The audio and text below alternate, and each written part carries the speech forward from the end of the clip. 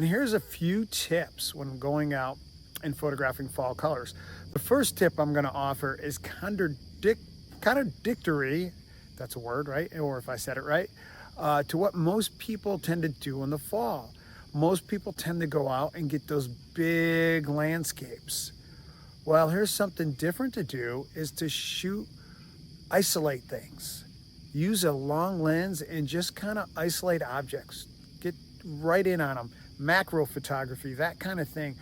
Get right up on the colors because a lot of times, especially in the early fall or the late fall, you don't see a lot of color because either in the case of the early fall, it hasn't started and you're just getting little glimpses of it, or late fall that most of it is gone.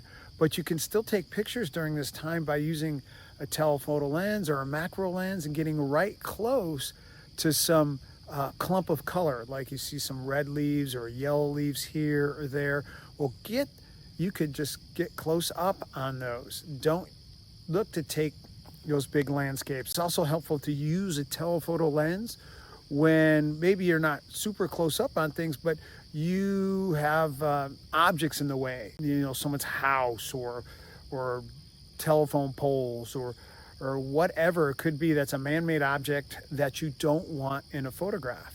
You can use that telephoto lens because you see, those are really beautiful, but I don't want all the, there's an old truck there or whatever. But the thing is, you can use a zoom lens, a telephoto lens to kind of just get a smaller area of the landscape.